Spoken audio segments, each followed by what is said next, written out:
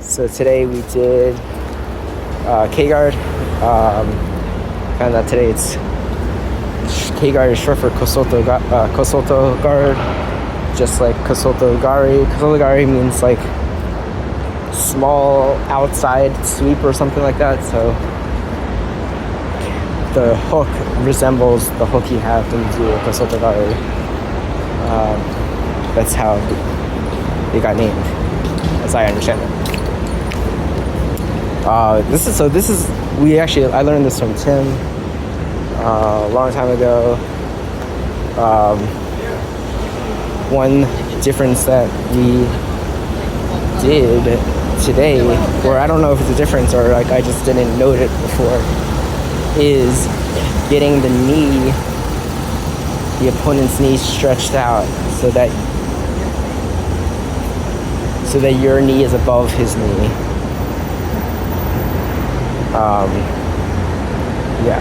And then also, so I'm not exactly sure if what the difference is between the Kosoto guard, the K-guard roll or sweep is and the John Wayne or knee lever sweep.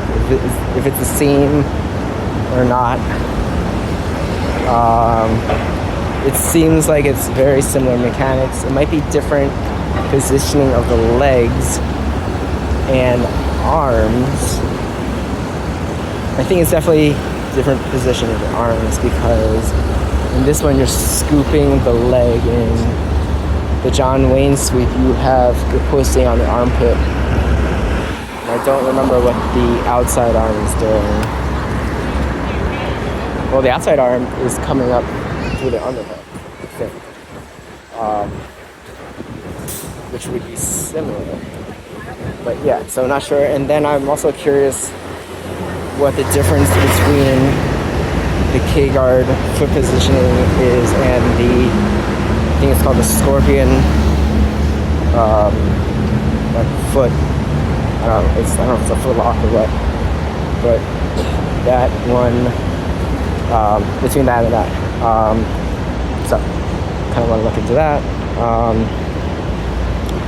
And the rolls today, I rolled against 2 black belts. This group from Connecticut was visiting, and I rolled against, I guess, their teacher. Super strong.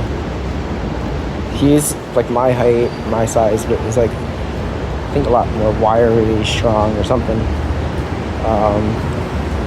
Also rolled against Jason.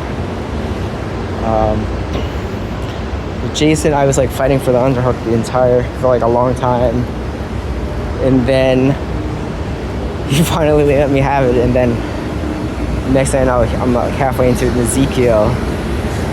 So at that point I just went to defend my neck, and then I didn't know what to do because I was like, if I move anything he's gonna get the Ezekiel, and if I just stay here, well, he's just like lying on top of me. So I wasn't sure what to do. He just moved on eventually, but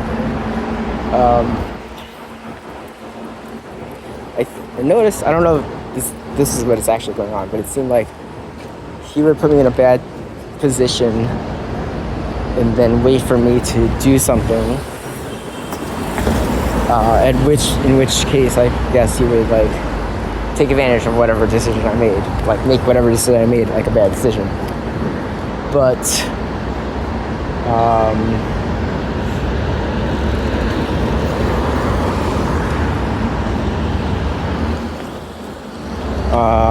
but if I just waited and didn't make a decision, he would just sit there. So yeah, I don't know. It's very tiring. Either way. I think that's about it. So today we did half guard bottom. We did K-guard, which I learned today. I think it's K-guard. We did Kosoto guard, which I'm pretty sure it's K-guard. I didn't know that's what the K stood for. I thought it was because of the shape you make on the bottom, but so Normal half guard is when you have, let's say, your opponent is trying to pass you and they are like half past you. So let's say their right leg is between your legs, their left leg is outside of your legs. So that means your right leg is in between his legs and your left leg is outside of his legs. So in this situation, you want to have your right leg hooking around his right leg so that your right leg is wrapped around the back of his hamstring. Then your left leg can come over. So K-guard, as I understand it, is so in the normal half guard, the bottom leg hook is the most important. So in K-guard, I think the outside leg hook is the most important. So your left leg comes over the top of the hamstring of the calf, and you can actually pull his leg outside. So you're having a little stress, putting a little stress on his knee because you're pulling his leg out. Then you actually want to extend your bottom leg out. So let's just say, I think you're on your right side. So your left side is the top side. So you extend your right leg as you pull your left leg, as you do like a curl with your left leg. So then you're bringing his knee above your leg, but you're still catching his foot. So his foot is now trapped between your feet, and your left calf is hooking his inside of his knee, or like his lower calf, and pulling back and exerting a little stress on the knee. At the same time, and you also, and before this, if you started in like a knee shield, you would sacrifice a knee shield to get the underhook, and then you'd also bury your head on the far hip, because it's a good way to get guillotined if you don't bury your head. Let's see. So you switch the feet. Okay. So this is kind of, I think it's like base K-guard. So it's definitely the base for the three variations we learned today. So the first variation from here is wrestle up. So wrestle up is when you come up on your open side. So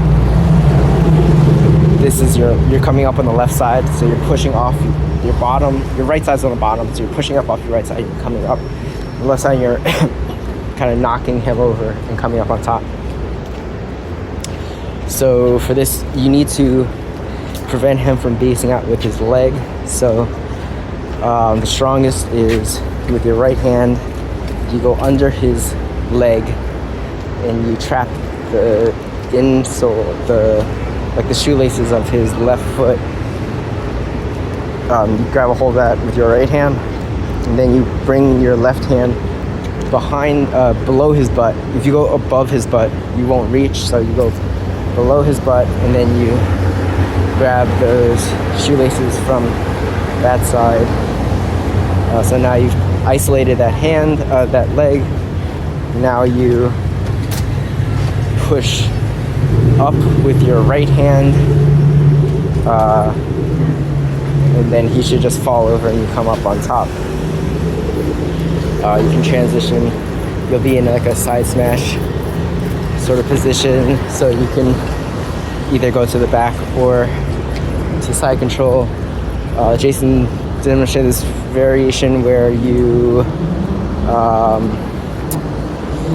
split his leg. You use the top leg to kind of like kick his top leg forward, so his legs are split, and that makes it easier for you to pass over to the back. I'm not sure on those details. So that's the first variation. Oh, and secondary, if you can't get the shoelaces or you just don't want to bother, you can block the knee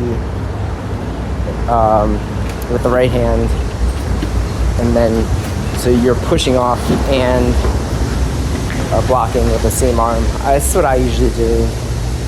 I find that a lot easier than hunting for the shoelaces and passing the foot and then trying to base again.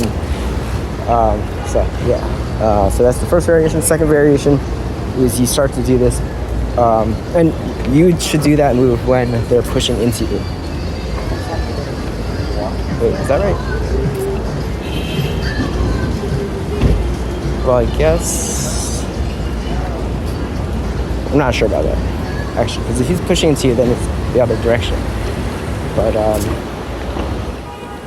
anyway, so if you're doing this, he will probably respond by pushing into you. Okay. So then, in that case, if he does that and he gets a wizard grip, then you want to roll him the opposite direction. So you're in the original base K guard. He pushes into you, gets a wizard grip. Then at this point, you can roll to your left shoulder and scoop with your right hand, right arm, scoop to your elbow to the knee against his left knee. No. Left knee. And roll him that way. If you get stuck, you can use your right leg to push, so that you're rotating in a clockwise direction. And then he'll just dump over. And then the third variation is if you start doing this and he takes his whizzer out and posts on it, so you can't do the roll. Then, because he's basing, you can pop your head out. Then you post against his armpit, so he can't turn into you. And then you can come to the back. So all three of these work well together. They all transition directly from one to another. So if you're doing the first one where you're wrestling up and they push back into you, then you can do the roll. If they just sort of hold back, so they kind of post or prevent you from blocking their leg, then you can go to the back. If you're trying to do the roll and they post the whizzer, then you go to the back. If they stop pushing into you and kind of draw back a little, then you can do the wrestle up. And if you're trying to take the back and they put the whizzer back in, you can complete the roll. If you try to take the back and they pull away, then you just do the wrestle up. So it's kind of triangular. Just whatever they do, you should have an answer just within those three moves. I found in the rolls that it's hard because they can, if they're just smash passing you, it's difficult to figure out what to do, or it's difficult to execute. If they're finding the underhook, you need the underhook for all of these. So I found myself fighting for the underhook a lot and not necessarily getting halfway. I guess at that point I should have turned to the roll, get them post, and then get the underhook. So